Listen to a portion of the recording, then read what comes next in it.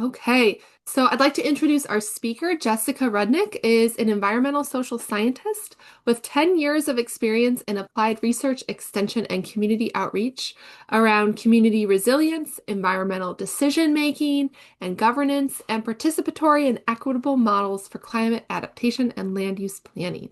She's worked on many different topics, including agriculture, water quality, water supply management, ecosystem restoration, and pollution cleanup. So Jess has done a little bit of everything. And she uses participatory approaches and develops deep partnerships with community leaders and stakeholders to work on collaborative solutions to complex problems. Jess will be sharing her knowledge and providing an overview of national and statewide climate policy updates, followed by a deeper dive of best practices on climate communication today. So, Jess, I will turn it over to you to take it away.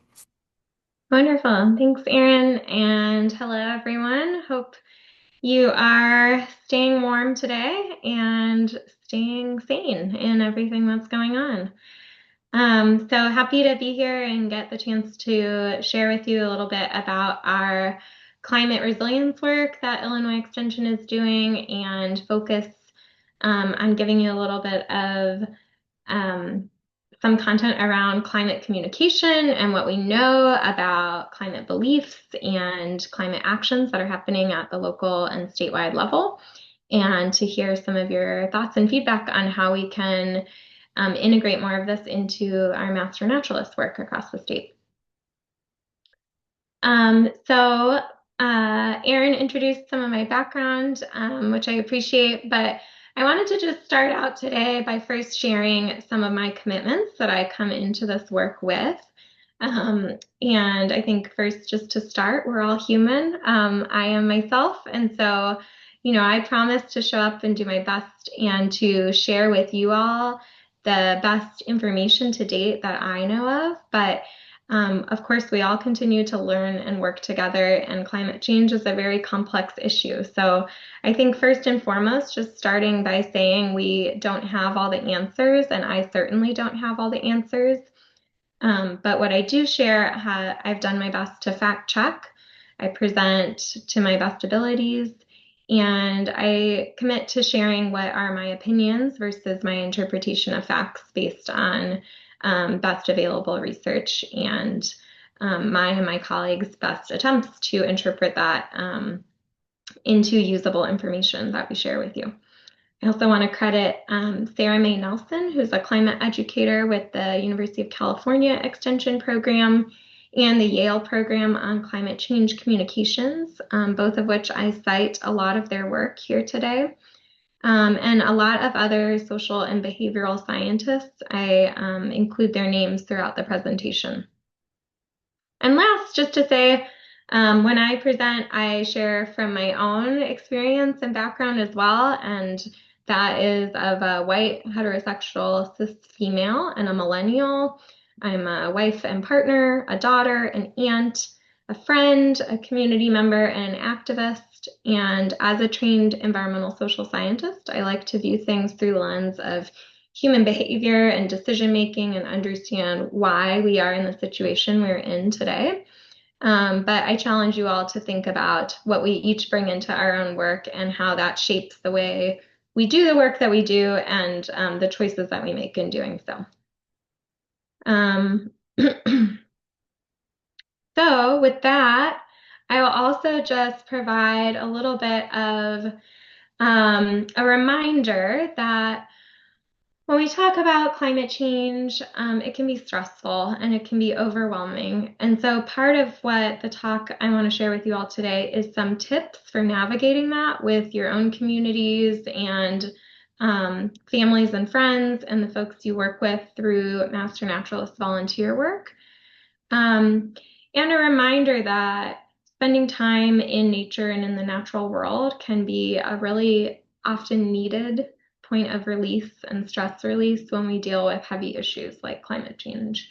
And so please take care of yourselves as you do this work, whether that's through the presentation today and going forward. So I wanted to start and just hear some of your thoughts. So when I say climate change, or when you hear about climate change, what feelings and emotions come to mind? If you could share in the chat, I'd love to just see how people feel.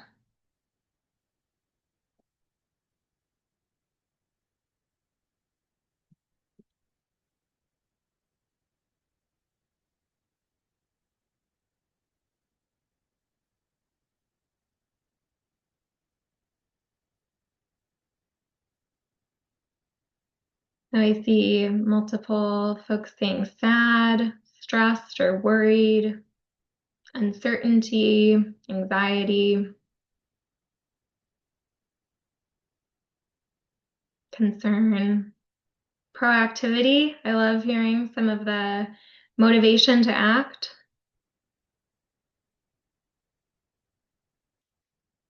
So please continue to share throughout. These are all really natural feelings, and you're expressing here is very similar to what a lot of people across the country and world feel. So we're certainly not alone in these challenging and negative emotions. My next question is, how would you like to feel about climate change, or what do you wish you felt when we talked and heard about climate change?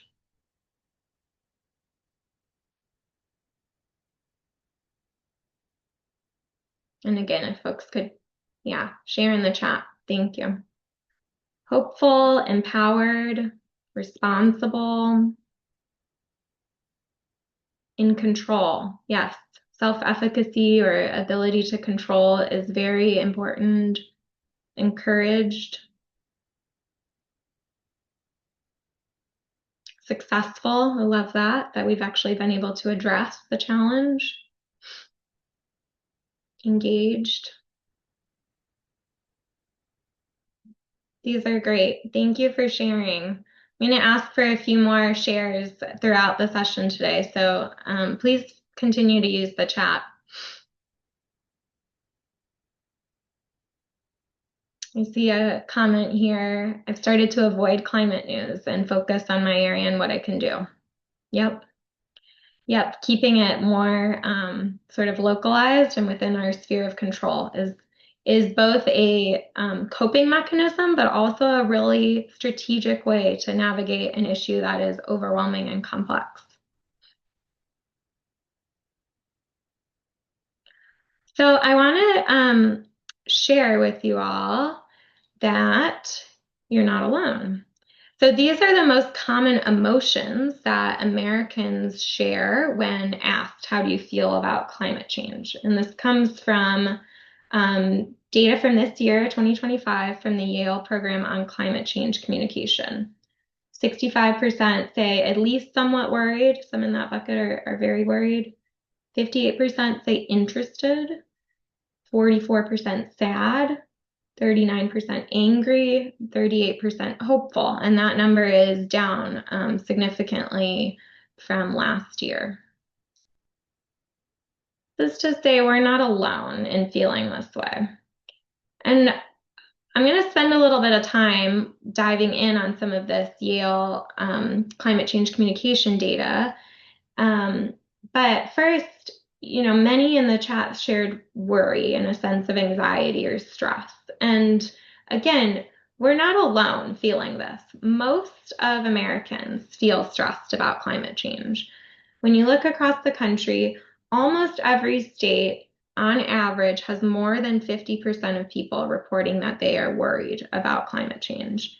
And on the right, I show you the zoomed in map of Illinois, and we see the same thing here. Most of our state is north of, it shows up in yellow or orange here, and that's sort of north of 50% of people are saying that they're worried about climate change. It's a little bit under 50% in the southern part of the state, and we'll have a little bit more granular data to dig into why. But I just want you to recognize that when we survey people nationally, this is the dominant emotion. And so, like I said, I'm going to zoom in a little bit more on this data that we have from Yale, which is a program that aims to advance the science around climate change communication. And they use scientific experiments to survey public in a representative way. So we get a good cross section of different demographic groups, different geography across the political spectrum, and a host of other characteristics that influence why people feel the way they do on climate change. And by better understanding how people feel, we can understand action. And so we know from a lot of behavioral research that emotions strongly influence action. Um, we know that understanding how people talk and think and feel about an issue can give us insight into where that's coming from, what types of behaviors they might individually display, what types of policy preferences they might have that they are going to be supportive of at a local, state, or national level. And so this is why sort of that behavioral and social side of climate change is essential to shifting our conversation and our ability to take action meaningfully on climate change. So I want to share with you some of these highlights from the Yale data, and all of what I present come from surveys done in 2024 or 2025. So it's as recent of data as they've published. And the data that they show has been statistically modeled to be representative of the populations in each state. So we have really good reliability that the surveys show the variance in opinion across, like I said, various demographic and other social characteristics of people. So this, when we ask a question on these national surveys, is climate change happening? Across the entire US, the majority of people believe that climate change is happening. And you can see the darker red color, the higher number of people agree. Closer to the yellow is the 50% mark, this sort of gold color that you see Wyoming in. And then if you're in the blues, it's less than 50%. And that color scale is consistent throughout all the maps that I show. Same thing you see on the right for just Illinois. Here we see that across the state, more than 60% of people everywhere in the state report that they believe climate change is happening. This is a graph of how that has changed over time from 2008 to present. And so on the top, the green is, do you think global warming is happening? And this number has oscillated from, around 70% to a little bit less. But we've sort of steadily seen an increase over time of this, like, generally ticking up. And the counter to that is that the folks who say global warming is not happening, so sort of clear climate deniers, remain to be a low minority of the population nationally. So right now that number hovers around 15% of adults in the US. So next we ask people, do you think climate change affects the weather? And again, strong majority of people agree climate change is affecting the weather. We see that holds true in Illinois. There's a little bit more variation when you look at our neighbor states, particularly to the south, but across our entire state, more than 50% of people believe climate change is affecting the weather. Okay, so then we ask a few more questions that start to get into some of the causality and impacts, and this implies responsibility and might even indicate or suggest some policy preferences or actions that people would be supportive of. And this is where we tend to see a little bit less agreement. And this, to some degree, is reflective of the broader narrative that we hear about maybe climate change denialism, or that people don't believe or aren't as concerned about it. So when we ask, is climate change caused by humans, we see a little bit less agreement there. Still, national averages range between 45 and 72%. That's national by state. And in Illinois, we see a range that sort of parallels that 48 to 73% across congressional districts report they believe climate change is caused by humans. If you think about that, that's still most people in most places in the state and across the country believe that human activity has caused climate change.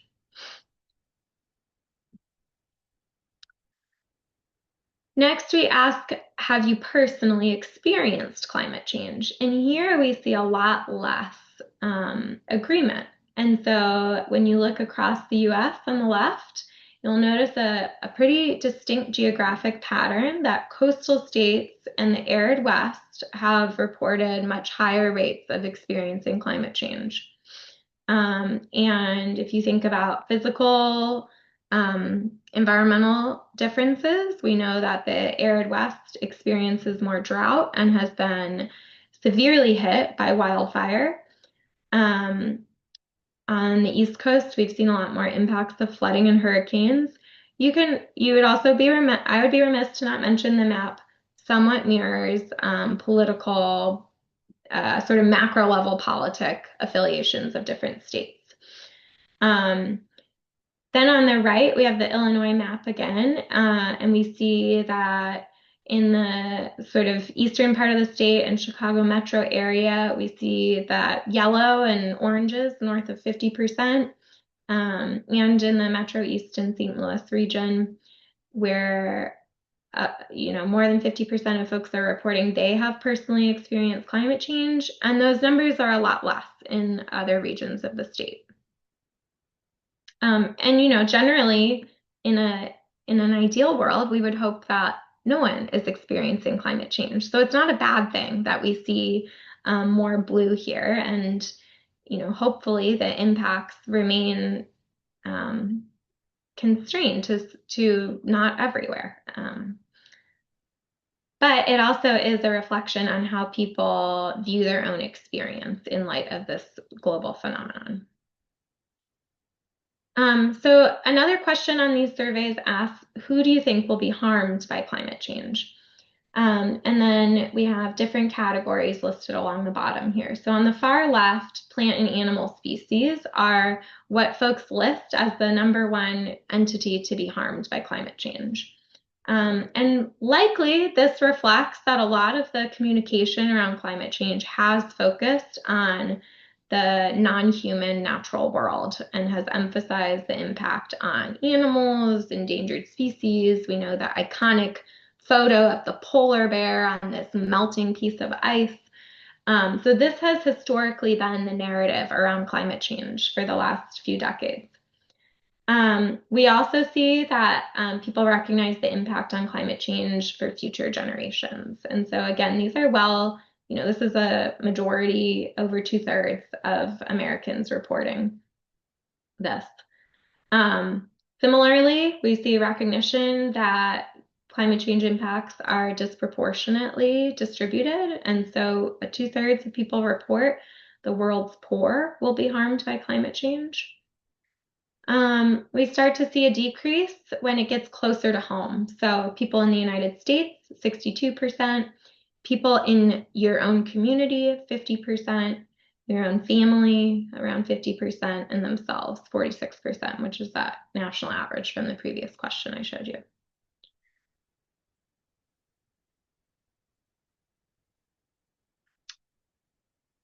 Then when we ask people, how often do you discuss climate change? Or ask, I discuss climate change at least occasionally, we see dramatic decrease.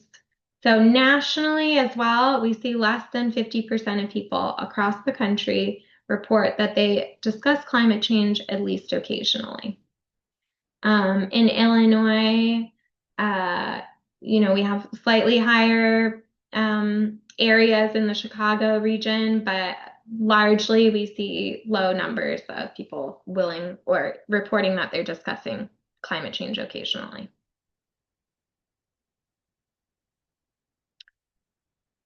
So I'd like you to think again and respond in the chat. Why do you think people report not talking about climate change?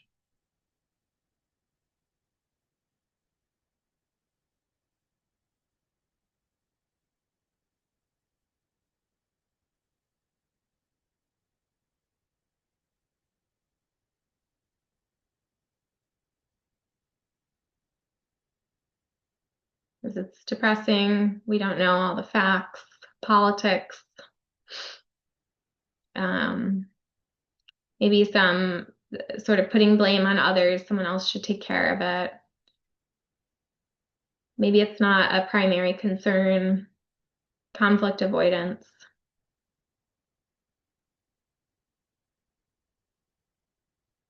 Easy to ignore or don't want to argue.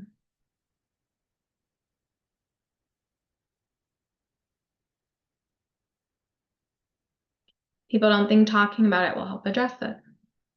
Yeah. So in the communication world, we call this phenomenon the spiral of silence. So people don't talk about it because they don't think other people want to talk about it. And we don't talk about it because we don't feel comfortable talking about it, or we're not confident we can talk about it. And that further perpetuates the silence, because if you're not talking about it, I'm not going to talk about it. And if I'm not talking about it, the next person that I encounter isn't going to talk about it. And so it's a positive feedback in the sense that the more we don't talk about it, the less it gets talked about. The next question then, please again share if you're up for it. How do you think we can change that?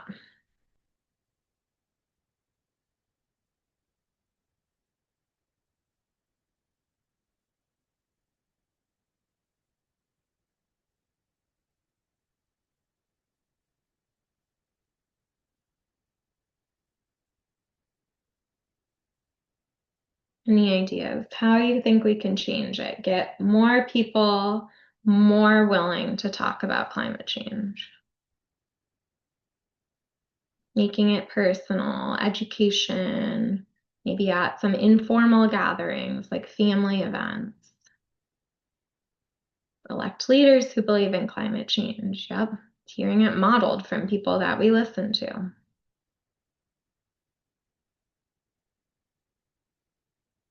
Learn how to take the emotion out of it using scientific data. Keep talking about it with youth and in education settings. Yeah, these are great. These are great ideas, and we're gonna share with you some of the key takeaways and best practices from communication science and from a lot of research on climate communication about which of these have shown to be effective in terms of trying to open up the conversation on climate change.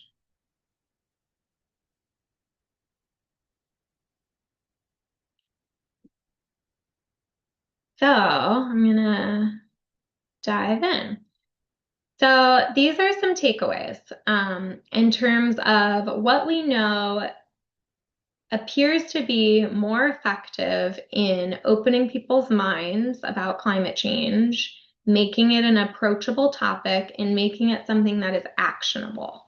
And so I will say up front that the key purpose of learning how to communicate on climate change better is to promote climate action. And so the first key takeaway is to keep it simple and direct. We have learned from a lot of research, not beating around the bush, not skirting the point, being real, but being very simple and concise about it. So this again is from the Yale Climate Change Communication Program. They suggest 5 key facts and 10 words that everyone should know about climate change. It's real, scientists agree, it's us, it's bad, but there's hope. And so I'll walk through some of what this means and why we know that we should talk about it in this way. But first, I want to just provide a pretty clear definition of what climate change is. So from NASA, climate change is described as a long-term change in average weather patterns. And these changes have come to define Earth's local, regional, and global climates. And climate is precipitation and temperature. These changes to local, regional, and global climates have broad effects, and oftentimes the effects are synonymous with the term climate change. So, a lot of times when we hear about climate change in the media, we'll be hearing about drought or wildfires or tornadoes. And a lot of times uh, it's a little bit of a conflation that these events are termed climate change, but at sort of a scientific and national level, we recognize that these effects are synonymous with the term climate change. So one of the key points, best practices, was to emphasize that scientists agree climate is changing and is human caused. And we say this because understanding scientific consensus that climate change is human caused is sometimes called a gateway belief. And that's because people who understand and believe that scientists agree climate change is happening and is caused by human activities are more likely to take action on climate change, are more likely to support policy and management approaches to climate change, and are more likely to be um, supportive of others taking action. If someone's perspective is that scientists and experts still disagree on climate change, they're much less likely to be convinced themselves because scientists are largely considered trusted messengers. And I will caveat this by saying this is um, a little bit dated data now. I'm not, yeah, deaf to the fact that we are in an era of discrediting science and scientific institutions. So, this trend that scientists were highly trusted and trusted messengers is based on data leading up to the present. Whether that changes now and in the coming years, we stand to see. But that being said, that previously scientists were an expert voice that was trusted meant that if people thought scientists agreed about climate change, they were more likely to believe it was happening themselves. Um, an interesting fact is that people are malleable in what they believe, and most people increase their perception of scientific consensus. So they think there's more scientific consensus when they are told that 97% of climate scientists have agreed that climate change is human caused. Um, so by telling people scientists agree, they are more likely to believe scientists agree. And if they're more likely to believe scientists agree, they are more likely to believe climate change is happening themselves and is human caused. So one thing we emphasize is to always say scientific consensus on climate change. Scientists are in agreement that it's happening and human caused.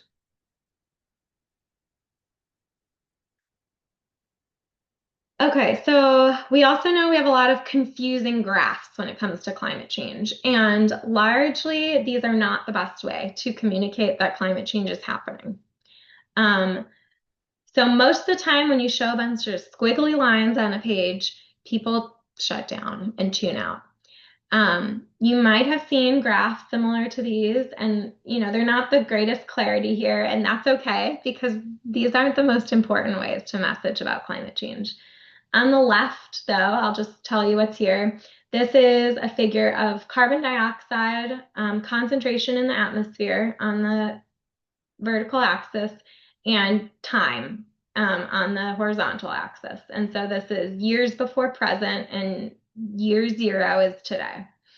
And so this is what's often called the hockey stick graph. So we've had fluctuating levels of carbon dioxide in the atmosphere in the historic past, but never above a certain level. That's 300 parts per million, which we hit around 1950. And since then, we've continued to exponentially climb, and we're north of 400 parts per million of carbon dioxide in the atmosphere today. And that concentration of CO2 maps onto what we see in terms of temperature trends. And so as carbon dioxide in the atmosphere goes up, average global temperature also goes up. And you'll see that general trend here in the graph on the right. Um, so 2023 was the hottest average year on record.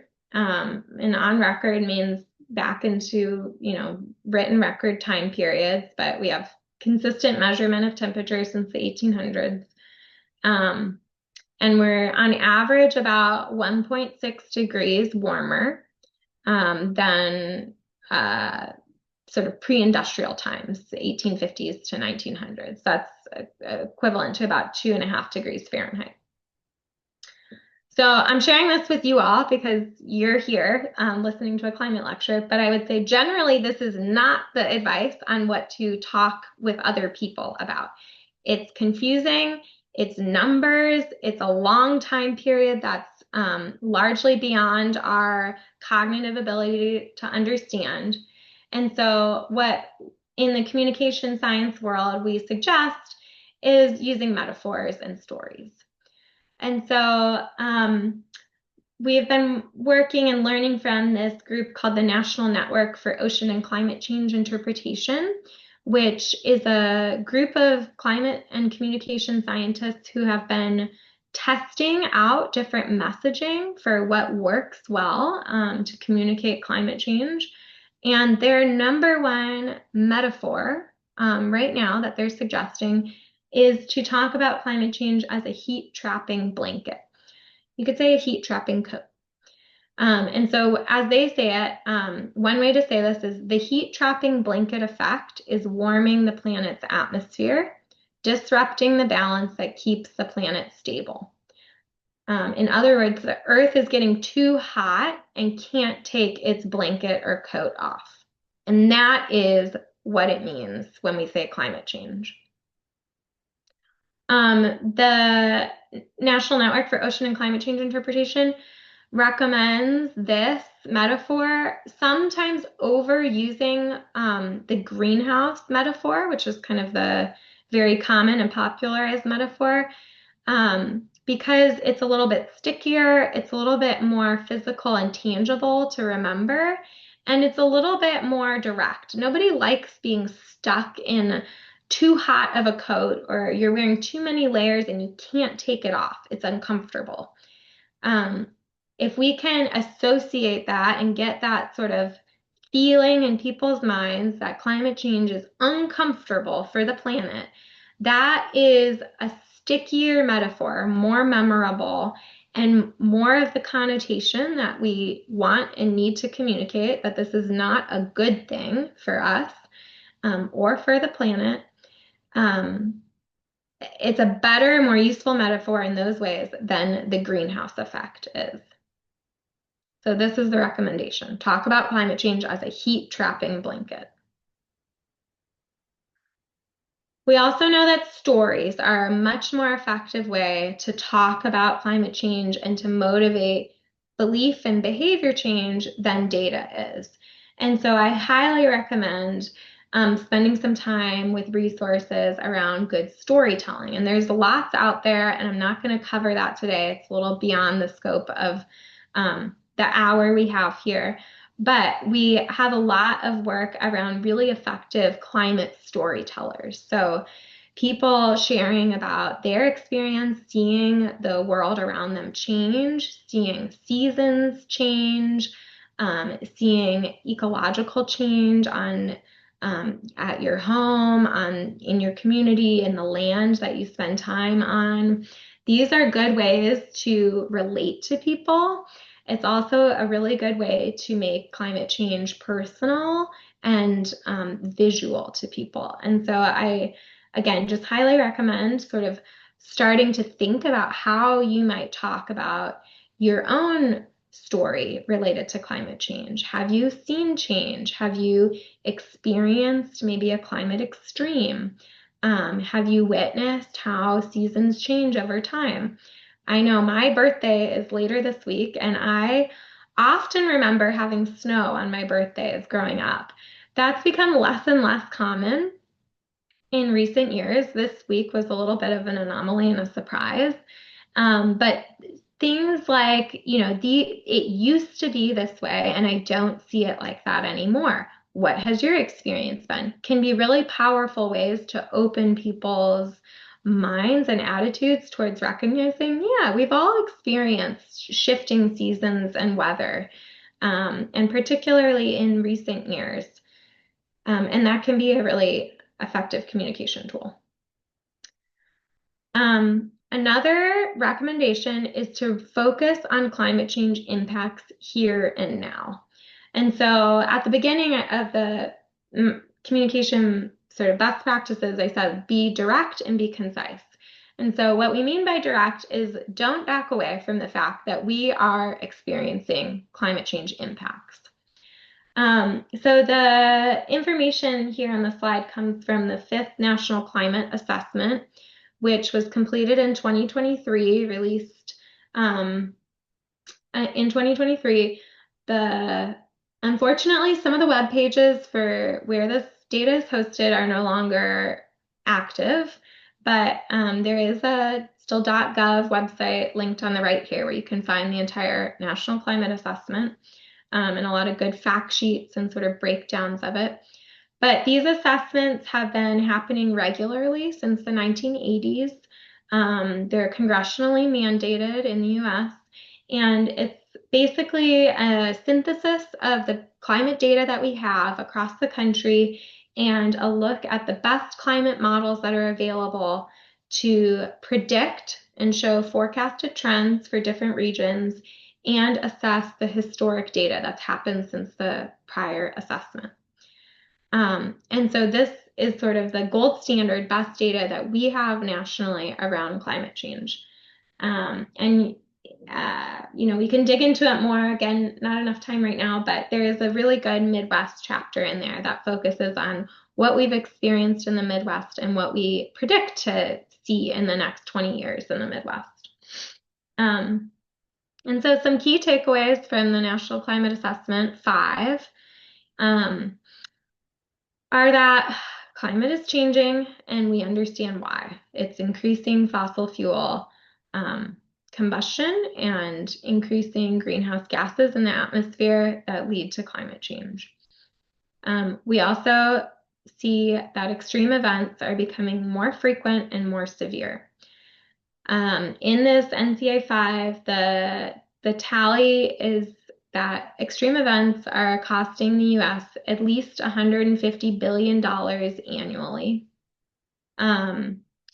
We have some interesting data that NOAA, the National Oceanic and Atmospheric Association, collect, which are called the billion dollar disaster data set.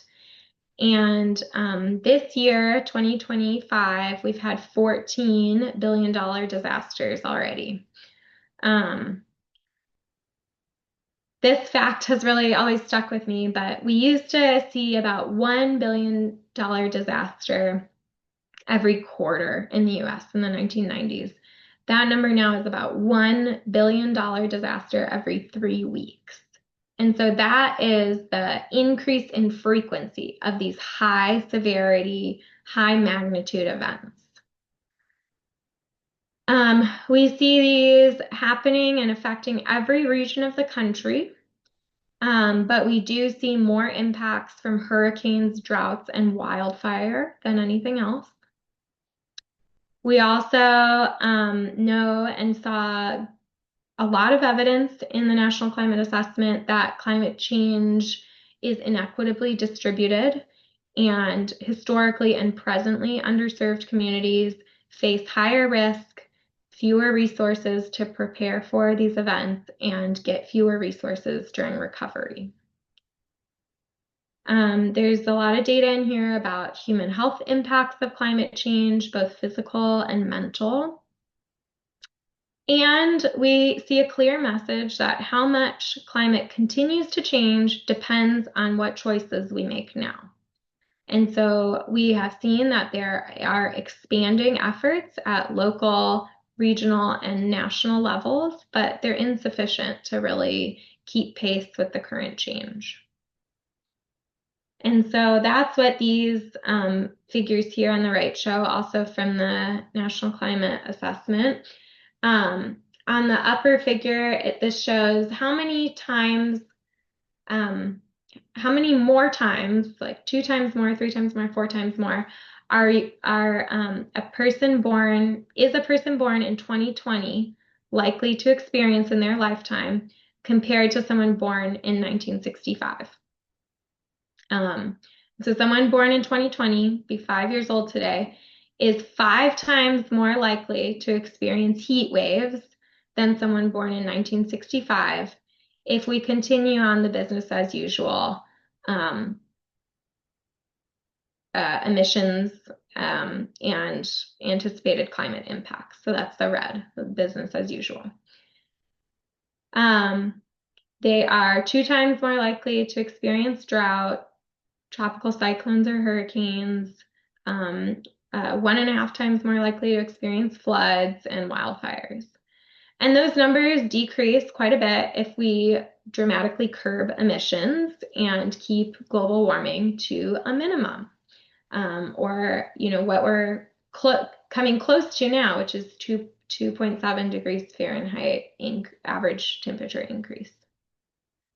So all to say, we know that as we continue emitting greenhouse gases, we will see more extreme events. On the bottom, we see a graph that's trying to demonstrate how much more warming are we likely to see depending on our greenhouse gas emission levels. And so the timeline to the left is historic temperature trends, where you'll see more blue in there, which is lower than average years. And as we get closer to present here today, we have more yellow and orange, which is average or above average temperature years. And then in the future, what that looks like, how much orange, yellow orange versus red we get, depends on how much our current and future greenhouse gas emissions are. And so the point is, it's not too late for action. And that's a key message that we have to communicate when we talk about climate change. It's not too late.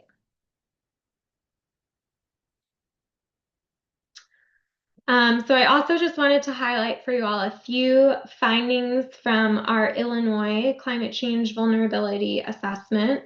And this was the first of its kind in 2021 and is a project that anticipates to be updated regularly over time. But what should we be expecting here in Illinois?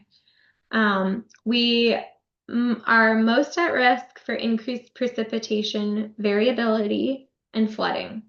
And so that means we're expecting to see more heavy downpours, heavy rain events, followed by longer dry spells, and that intermittent and fluctuating precipitation. We've seen some of that already, even this past year with a lot of flooding early in the year. And we know that our infrastructure across the state is pretty vulnerable to this flooding. So our built infrastructure, from roads to levees to buildings, are not really at capacity to withstand these heavier storms and floods. So we need to be working on that and preparing for how we handle, what we used to call flash flood events, but high amounts of water through in a short amount of time. We also should expect to see more frequency and intensity of heat waves. And the particularly challenging part for us in Illinois is when these heat waves are humid. So hot and humid, or we had what was it called? The heat dome this summer, the like bubble of hot, humid air that just did not move. And it's really those are most dangerous for human health and animal health. It's hardest on the body to stay cool when it's humid out.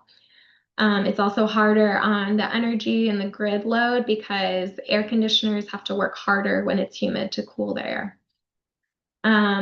We also know that we will continue to experience extreme events and severe storms. This year we saw a lot of tornadoes in this region, high winds and dust storms. And we know that impacts of these events will be disproportionately spread, particularly harming communities that are already harmed most by environmental challenges and have the least resources to adapt.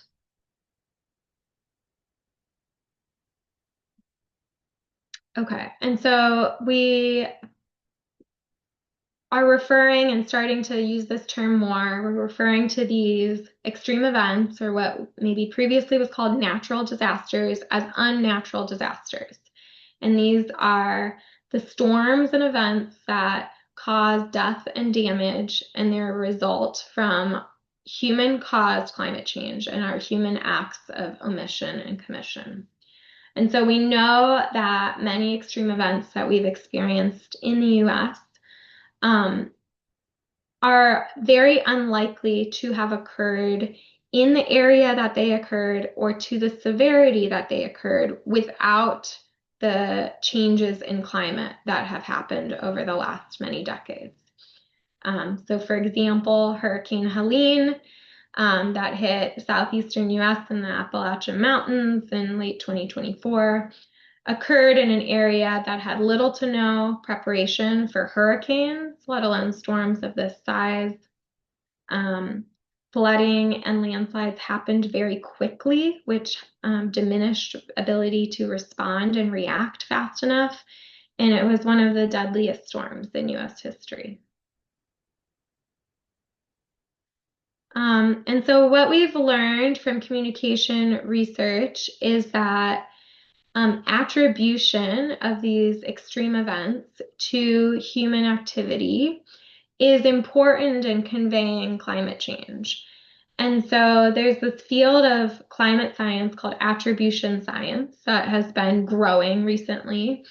And basically what this area of research is trying to do is understand whether a particular extreme event is the result of a changed climate. And while we never say a particular event is the directly caused by climate change, we can examine when we have growing tools to understand how likely that exact type of event in the place that occurred and the size that occurred would have been if we were not in as warm of a climate as we are now. And so we know that certain types of extreme events are becoming more probable as climate continues to change.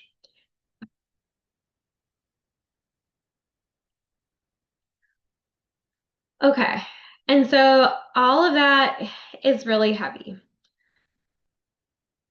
And I don't want to gloss over the fact that we're in a tough place and we need to do more about it. But I also think it's really important to remember there are many reasons for hope.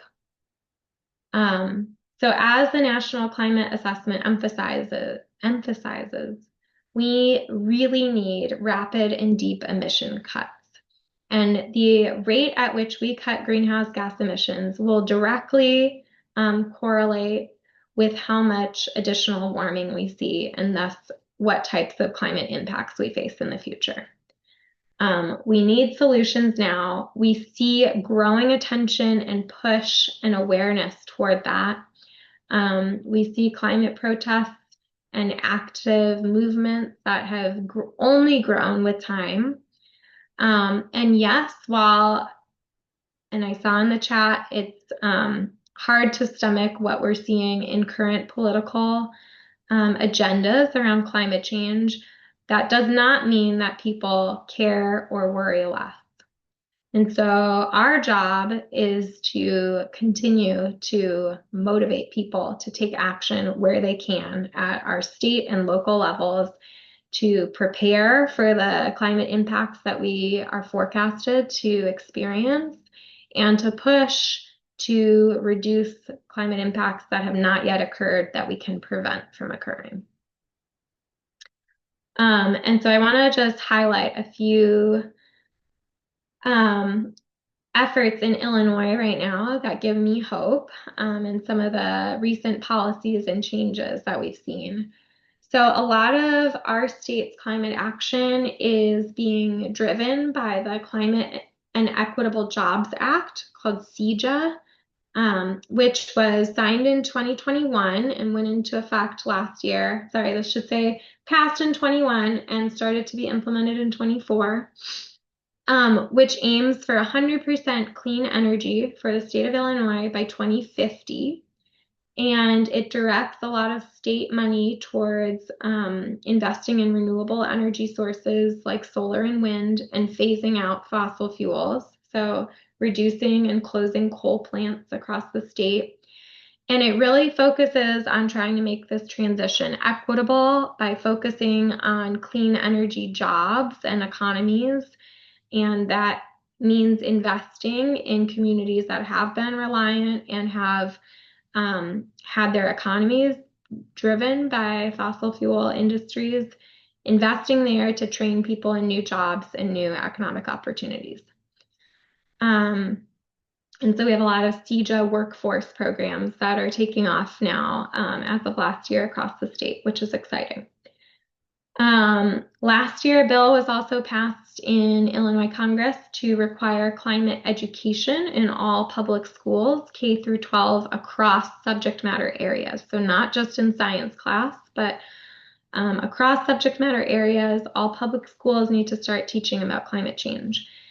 And this is really exciting, and there's a lot of effort to develop the resources around that's needed. There's a very cool group called the Illinois Climate Education Hub that's currently working with teachers and educators across the state to try to build curriculum around climate change. I think this is a really exciting place that we all can be involved and support both students and teachers and parents in their need to implement this, but also doing it in a way that gives our youth exciting hands-on opportunities, talking to people who work in climate and environmental work, so all of yourselves, and being engaged in that required education in a way that really motivates action and an engaged next generation. We also have the Illinois Comprehensive Climate Action Plan. And so that is being finalized by our state level EPA right now. And it is directing funding that the state received from the US EPA, federal level funding, toward a number of different climate mitigation activities. So that's reducing greenhouse gas emissions and fossil fuel reliance. And Illinois was awarded $430 million by the US federal government through the Inflation Reduction Act to do this work. The money is still in place. It has not been rescinded or recalled. And the EPA is starting to roll out these plans and programs to spend that money.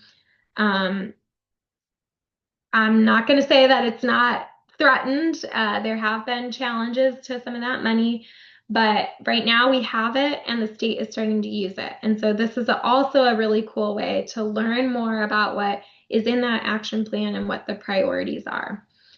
And then we have a number of local governments across the state that have developed adaptation plans or in the process of doing so. And so there's a number in the Chicago metro area. One that I'll just highlight, the city of Elgin, west of Chicago, has done a really awesome job looking at the climate forecasts for their particular city and region and starting to plan for that and build that into development plans, green space planning. They're in the process of this right now, so it's an ongoing effort. But I would encourage you all to look into your counties and cities and villages to see if adaptation plans exist. And if not, maybe that's an opportunity to start bringing attention and awareness to the fact that we need to be developing adaptation plans so that we're prepared for extreme events in the future.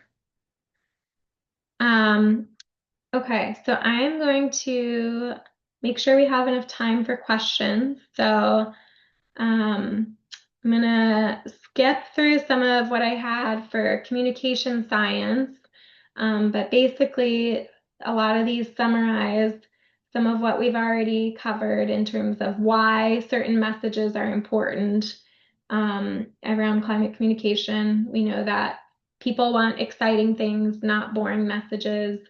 We know that repeating those messages frequently is important because we have short-term memories and we have a deluge of information coming at us. So we have to say it often. And we have to talk to our own friends and families and communities about it because we know that people trust messages that come from people they trust. And so if we say it and we're saying it to the folks that we know trust us, it is more likely to be heard. And so I'll just end by saying this was sort of a teaser, a taster of a larger course that we have that will be offered again next year called Climate Stewards.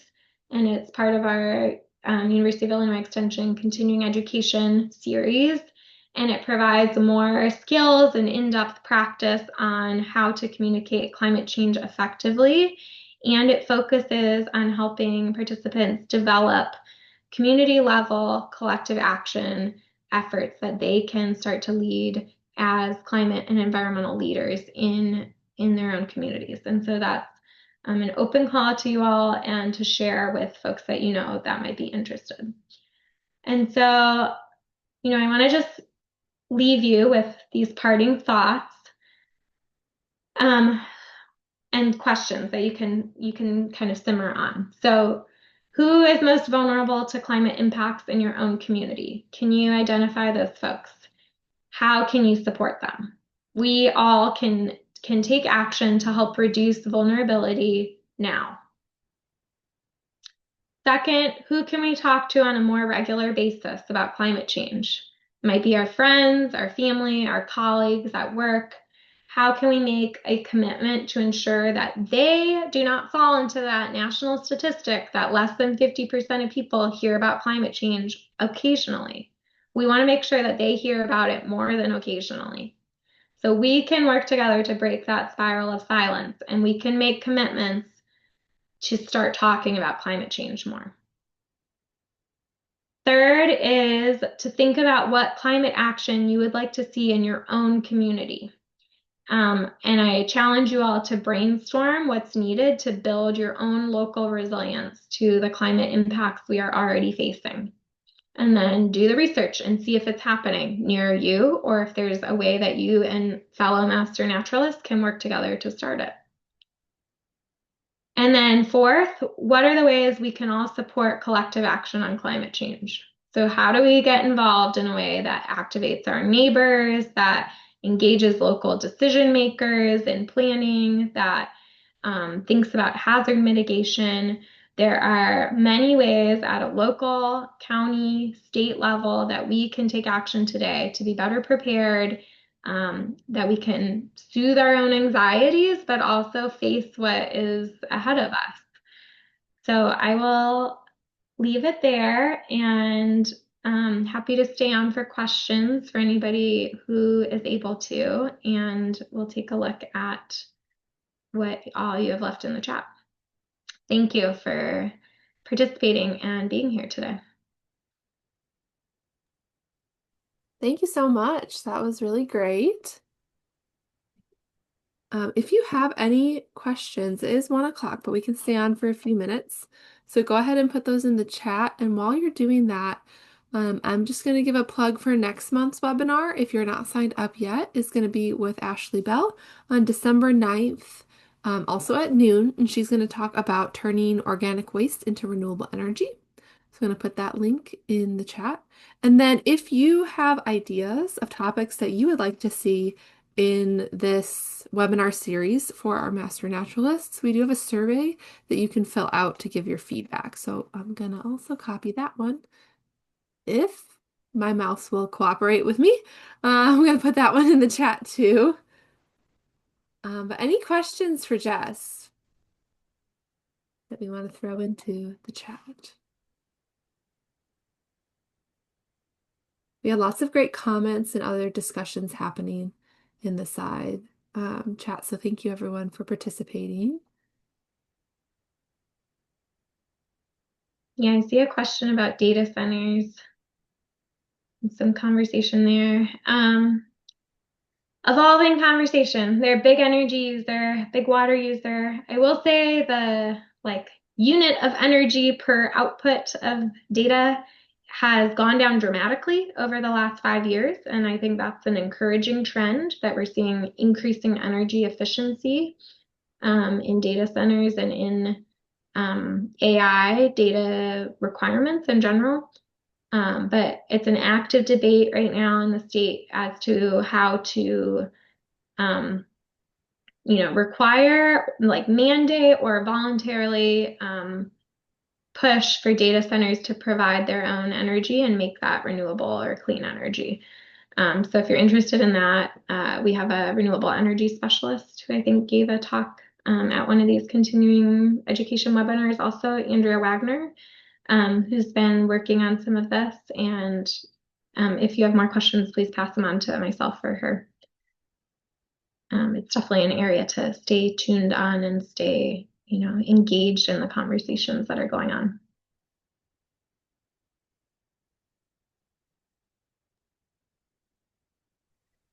Okay, well, I don't see any other questions. So thanks so much, Jess, and thank you everyone for being with us today. And we hope to see you next month. Take care, everyone. Bye. Thanks all. Thanks, Aaron.